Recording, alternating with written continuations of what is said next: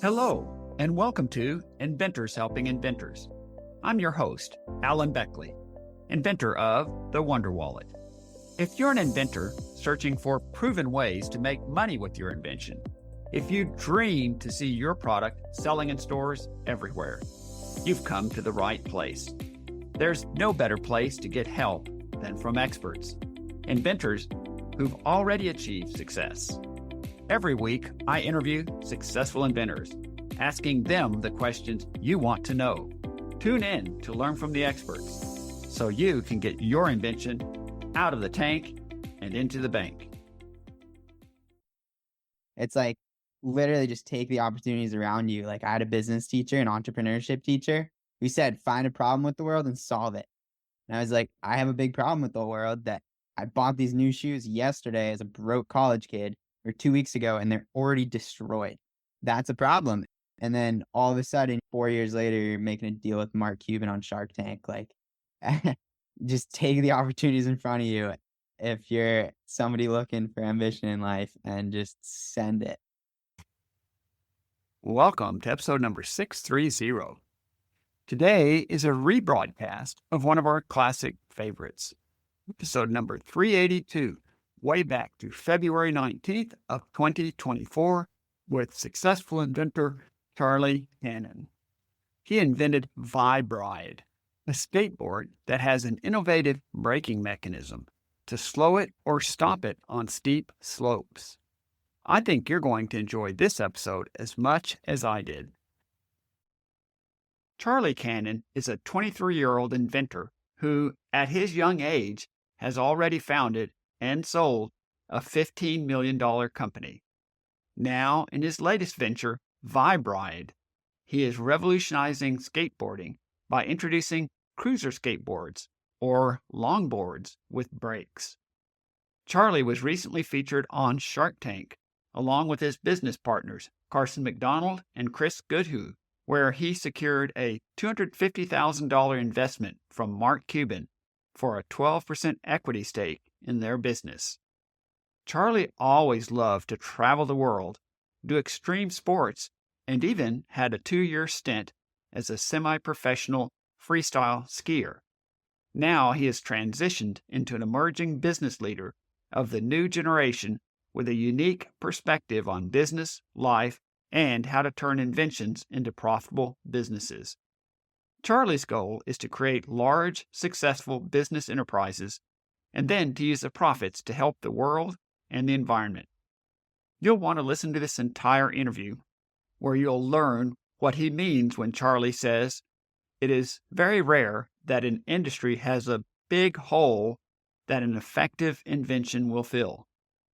Also, why Charlie and his partners switched from providing the best skateboard brake to one that's good enough, offered at the best price. And finally, how Charlie advises to be a successful inventor, you must know how you're going to sell your product and to whom before you sink your money into it. So now let's get right to our interview with Charlie Cannon. Charlie Cannon, it's a pleasure to have you on the podcast with us today.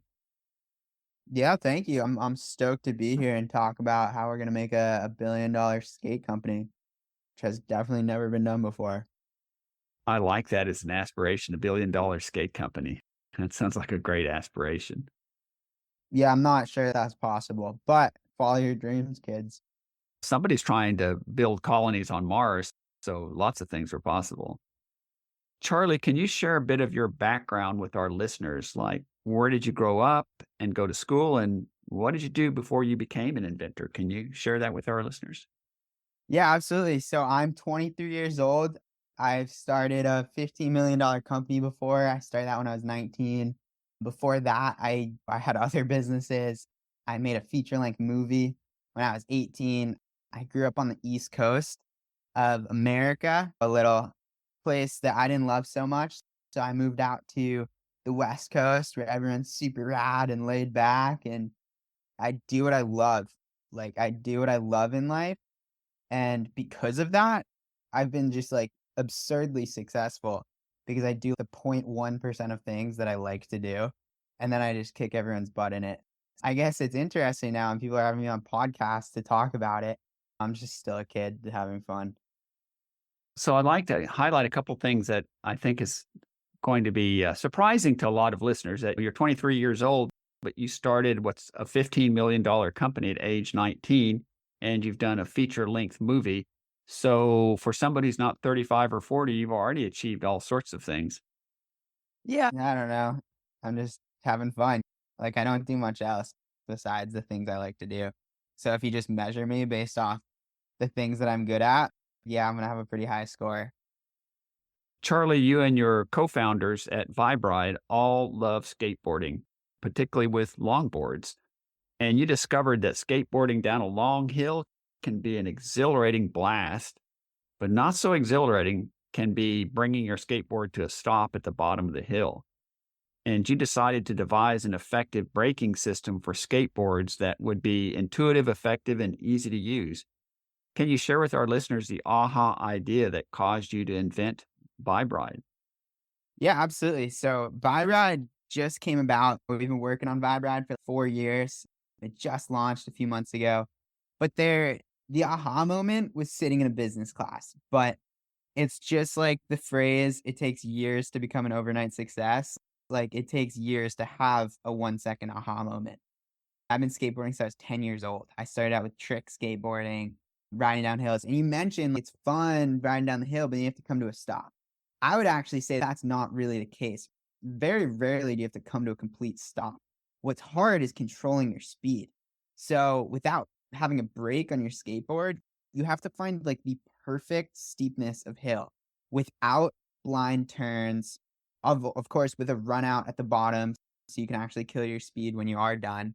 But it's more of a speed control device having a skateboard brake than like a coming to a complete stop device. So with VibeRide, I think a lot of people see it as safety, not crashing into cars, coming to a stop, which it 100% is. VibeRide is going to save lives. And we've heard from a parent who child literally died because they couldn't stop on a skateboard. But more than that, it's just a better piece of equipment.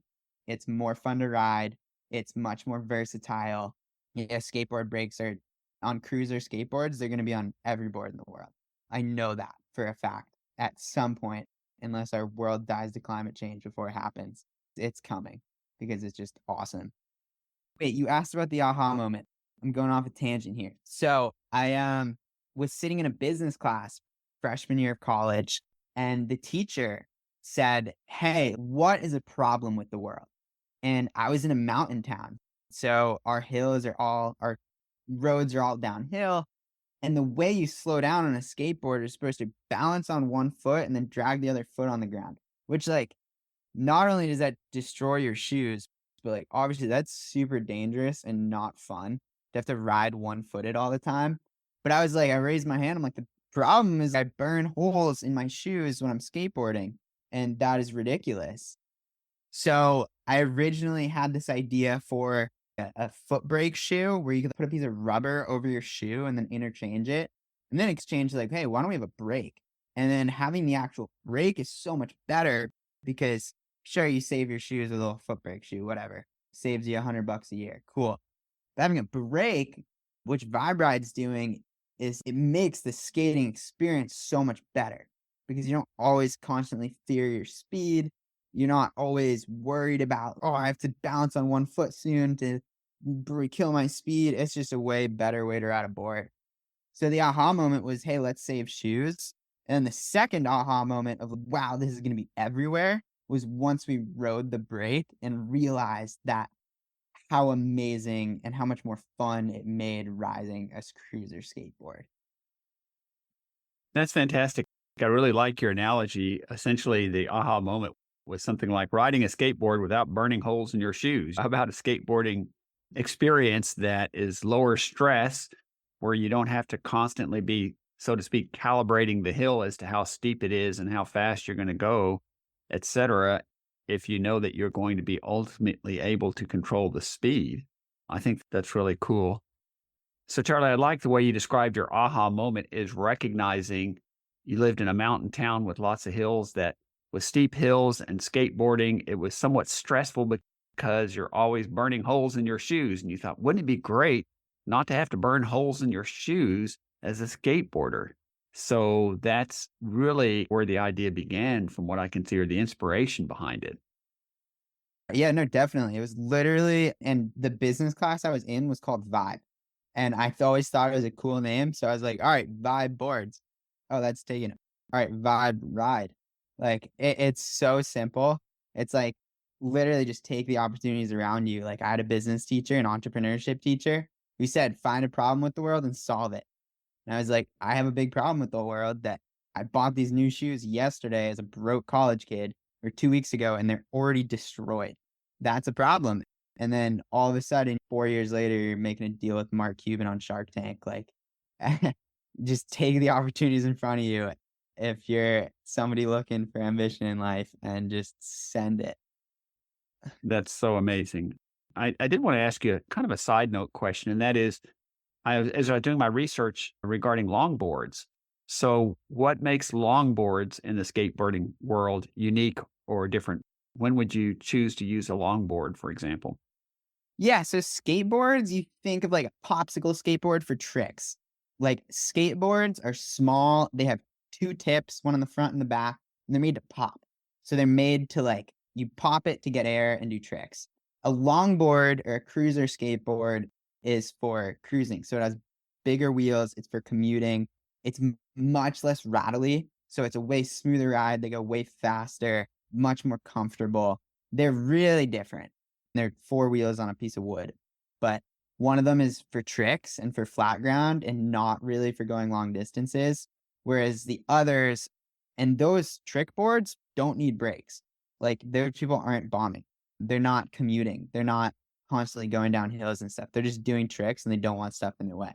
The other half of the market where they're boards to get around, oh my gosh, every single one of them needs a brake. Yeah, those are longboards and cruiser skateboards are they have bigger wheels, they're bigger boards, they're more comfortable to ride, and they're not designed for tricks. They're just designed as you would a scooter or a bike to just cruise. And also, can you describe how the braking system on VibeRide, what does it look like? How does it work? And also, must enthusiasts buy a special longboard with the system integrated into it, or can they buy the brakes separately and apply to their own longboards? So VibeRide actually has a couple of different braking systems, and you don't need a special board. It literally works on anything. Like we've mounted it to a door before just to prove that it is universally compatible. It's just like a normal skateboard truck, so it fits on anything. Of course, some boards are gonna fit it better. Like I said, a popsicle trick skateboard, it's just too small and it would get in the way. It really just works on longboards and cruiser skateboards. But we have a couple of different systems. So one of them works like a car brake with a disc brake system that it has literally a ceramic stainless steel from a car factory brake pads so that it dissipates heat, it doesn't touch the wheel. And then we're just releasing a different system of braking that works like a razor scooter, where it just pushes down and applies pressure to the wheel itself. And it works. Also, we have a few other braking systems in our mix. We are full time just pumping out every type of brake we can. So we have a few different ways, but they all feel the same. They're all a pedal on the back of the board that you press down on, and then it slowly comes to a stop. Thank you so much for sharing that. On your website, you mentioned that the genesis of this product goes back over 20 years to 1999. So, why did it take so long to develop? And can you share that with our listeners? Yeah. First of all, I think it's important to note, like, start on the premise of why don't boards have brakes? These are a genuinely good thing. They're an amazing thing. And you never find a market that just has such a blatant hole in this. As an entrepreneur, people always look for the next great idea. If you're an entrepreneur, I know this is about inventing. If you're an entrepreneur, the best way to do it is to not invent something. It is just outcompete somebody in business. That if your goal is to make money. Because it is just so rare that you will find an industry like this where it is just missing such a simple and effective invention. So why is that? And I think it's important to know that longboards really took off in the 90s. It was all just trick skateboards before. And then finally, these big boards came on scene, and those could actually benefit from a brake. So in 1999, this Australian, before I was even born, started drawing up a thing on a napkin. He didn't actually do anything with it until around 2013, where he brought it to life. He had the first disc brake system, and then another guy tried another brake. So there were two Aussies going at it, trying to make a brake, and they both launched it. And it's like any inventor, they invented these things and they worked and they were pretty dang good, but they weren't business people. They just thought, oh, I'm gonna make this thing that's cool and people are gonna want to buy it. Elon Musk has such a great quote about that. He goes, you have to make an appealing product at an appealing price for people to want it. And that with his cars, he's making not just the best cars, the most affordable cars now. So these people had made these brakes, but they weren't talking to the market. They weren't saying, what price are you willing to pay? What features do you want? What types of boards do you want? They weren't catering to these skaters. And then they also just were not very good at marketing, and they didn't get it out in front of people. So it's really this perfect storm of only a couple people tried it. We're in this industry. We're no offense to everyone else, but God, I think the skaters that own these companies, so laid back. Like, we're not in some tech industry where there's just innovation out the wazoo. Dude, these are companies that have been around for 20 years who are just chilling super hard, not trying to innovate, having fun, enjoying life. So we come in with this go mentality, and of course, we're just pushing the boundaries, but no one else was pushing it. It's really just an anomaly, and I just feel like it was a divine gift left for me to find such a crazy industry with such a hole in it to fill. But yeah, people have been working on it forever, just no one made it happen. Makes perfect sense. And thanks for sharing that with me. I'd like to highlight several key points you made. You made a really strong point that I don't think anybody on the podcast has ever brought up thus far. And that is, you say so many inventions are derivative in solving a bit of a problem or something, but it's very rare that you find something, as you described, where there's just a missing hole in the market. And you've got these skateboards and they have no brakes. Why didn't somebody think that, gee, you wouldn't have a car without a brake or a bicycle without a brake? So why would you have skateboards, and especially longboards, without brakes? And it was just like, wow, this thing is missing. And if we can fill that gap, we've got something that we can really own. I also like to highlight when you were describing the Aussies, as I was listening to you describe that, what I thought of is they were inventors, but they were not truly product developers, right? Anybody can invent something and come up with an idea and more or less get it to work, but adapting it to the market, and as you described, creating an appealing product at an appealing price, constantly reaching out to your market and find out what they want and what they need, and then creating and building a product to do that. Would you agree with that? Yeah, absolutely.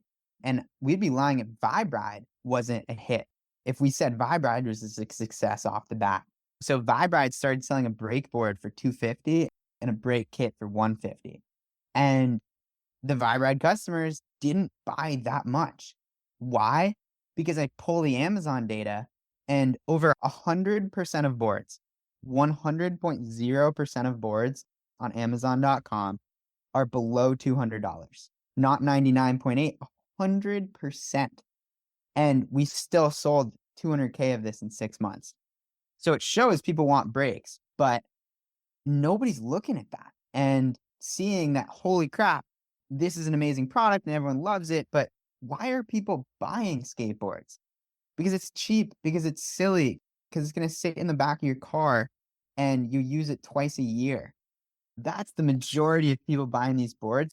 So when you talk about people not being product designers, yeah, like it's so easy to be in your own bubble and be like this inventor, like, I'm going to invent this thing and it's so awesome. That's great. But if you want money to come in, other people are literally going to have to give you that money that they earned.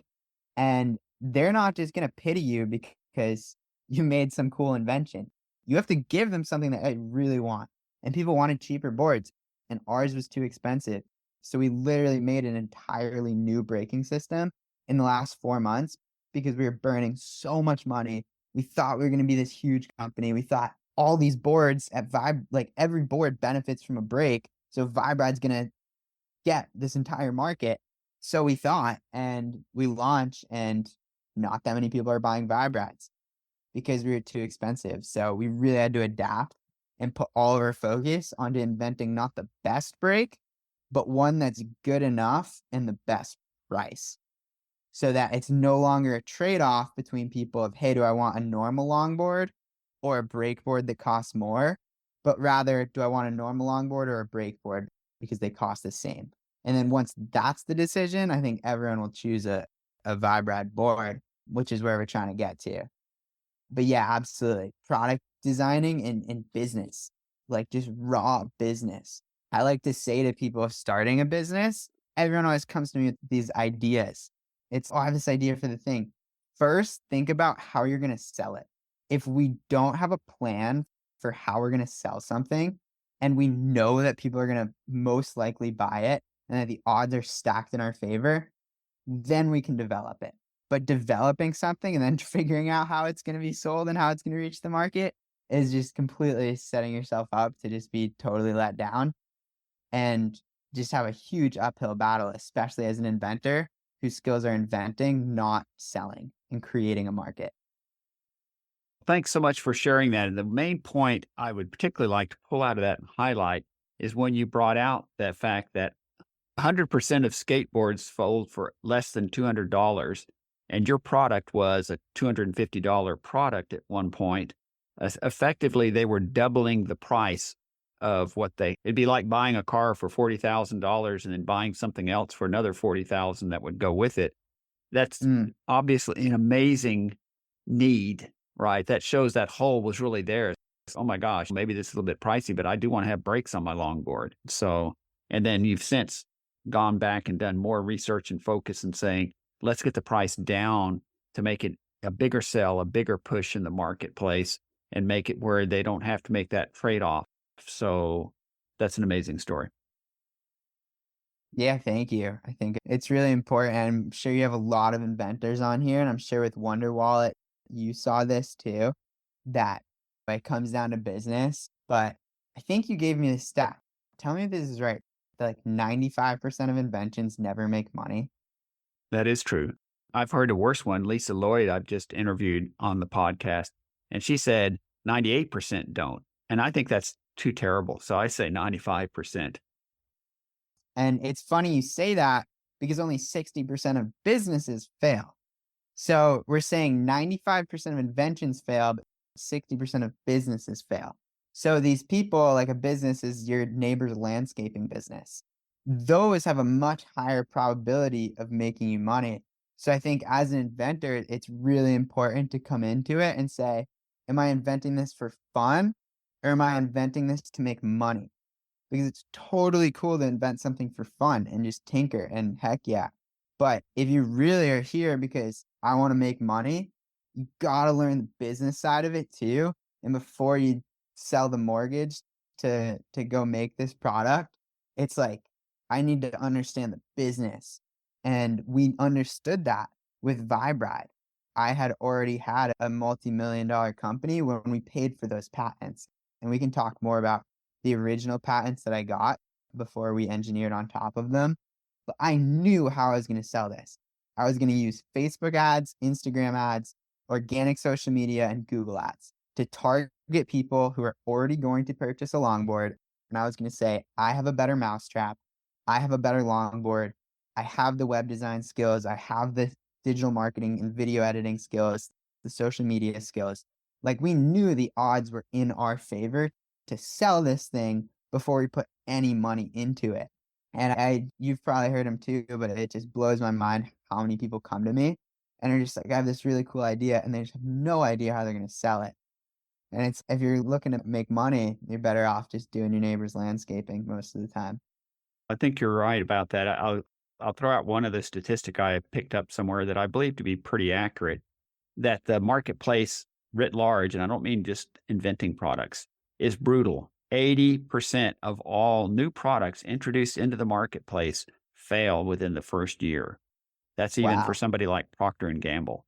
And as inventors, that's where we are as amateurs in the beginning, playing in that realm. So that probably has quite a bit to do with it. Think about that 20% that succeeds.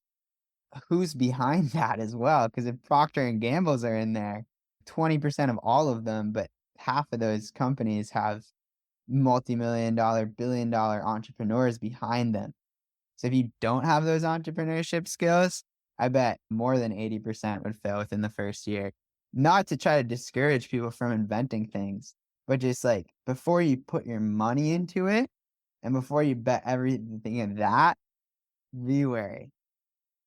Excellent. I've started a drone company. Just literally, I barely spent any time and R&Ding it at first, and I was profitable in the first month from the first sale. Whereas VibeRide is such an amazing product, and I have lost money for 7 months straight since launch and 2 years straight since really putting time into it.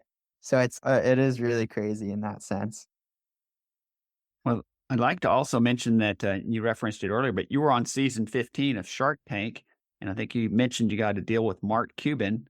So what's happened after the show? Or really the question everybody wants to know is, did you get a big bump in sales from it? And what was that experience like for you? Oh, yeah. So to answer the sales question, not what you think. Not what you think. I think if you're a little mom and pop business, sure. And we've heard from Mark's team of companies doing millions in sales. But for us, it was just like a big couple days. It's really going to come down to how we leverage it and how we use that experience. But I think if you're watching Shark Tank thinking, oh, this shark's going to come on board and use their connections and blah, blah, blah. What connections? Like, what team? They're betting on us as horses, and they say, "That's a fast horse. I'm gonna put my money on it because they're gonna make me money. I'm here to make Mark money. Mark isn't here to make me money." And Shark Tank's awesome. 95% of those people have no interest in buying a skateboard. So right off the bat, all of them are gone. And then we also know that our product was too expensive. Even the people that are interested, we still don't have a product market fit that's just going to have nuclear sales when we get attention like that. And to speak to what it was like that when Carson and I co-founded my college roommate, who is a dorm mate and helped me invent the first break. When we were making that, we were sitting in the lot of a Home Depot. No money. Neither of us had any success. Just, dude, let's go on Shark Tank. We'll come to a stop and use the break mid stage. And oh, like we should go on there. And 4 years later, we literally come to a stop mid stage with our break with millions of dollars in sales in our previous company. It's just so crazy how dreams come true and you really think about them and like the law of attraction and how those things happen. So it was a dream of mine since I was a sixth grader that I saw the show Shark Tank. I'm like, that is my dream right there. That's what I'm going to do. And then we saw our longboard break and we're like, oh, we're going to do it. And then we did it.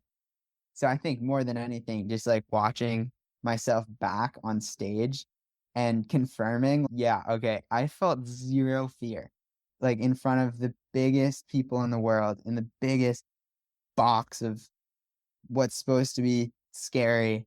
I know for the rest of my life that like nothing can intimidate me. And for me, that was the most important thing by a mile, was just seeing what's capable in this world and knowing that I'm ready for great things. So excellent. Yeah. Very good. Absolutely. As we roll towards a close, Charlie, are there any parting words you'd like to leave us with? It's a good question. I think there's a million parting words that people watching this podcast, I'll always say to just chase your dreams absolutely relentlessly. If people look at what I've done in life and are like, wow, that's so cool. How does he do it? I'm no different than anybody. I just do what I like to do and people measure me. Everyone has their own skills. If we measured some of my best friends off their ability to talk to people and make those people happy, we'd be like, oh my gosh, they're the most successful people in the world. If all they did was talk to people and make them happy, and that's how they made them judged. Or if you judge somebody off of their ability to watch Netflix because they love to watch Netflix, that's all they do. And they made a job out of watching Netflix somehow. Not to say that's a good thing. You'd be like, wow, they're so successful. They do it 12 hours a day. They're in the top 1% of watching Netflix. So for me, I love to travel. I love to make videos, and I would make videos of me riding skateboards down hills. So I make a movie, I make a camera company, and then I make a skateboard company. And I always loved business and math too. Like I literally just did the things I was good at and to do more than other people do the things that they're good at and to do. So people judge it off, oh my gosh, he's a successful 100% of the time, only because I do what I like 100% of the time. And it's not 100%, by the way. Yeah. Not even close. But just do what you love and chase dreams and just know that everything will come eventually as long as you're just relentless in the vision. Such great advice. Be relentless in your vision, in your dreams. Do what you love. There's a book written called Do What You Love, The Money Will Follow. I think there's some Mm, truth to that. Now, it could be a few mhm. years later, the money will follow, but keep the faith. And my last question for you, Charlie, is how can our listeners reach you if they have other questions? Yeah, absolutely. My name is Charlie Cannon. I'm a founder, obviously, of VibeRide. I think the best way to stay in touch would be to follow me on Instagram. My Instagram is Charlay, CHARLAY.C. And again, my name's Charlie Cannon. Just stay up to date and follow me on some sort of social media. And I'm sure that the next 2 to 3 years will be the next 10 years of my life. Will have some crazy things. Also, feel free to follow VibeRide at VibeRide.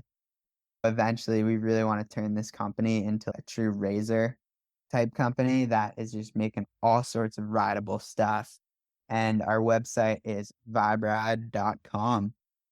I hope you can follow this journey because I don't know if it'll succeed, but we're going to absolutely go for it. And give me your Instagram again. I think I didn't get that, and some of our listeners may not have picked it up. Oh, sorry. My Instagram is charlay.c. So that's CHARLAY.C. Or just look up Charlie Cannon and it should come up. Perfect. So charlay.c. So I appreciate that. And then they can find you at viberide.com as well.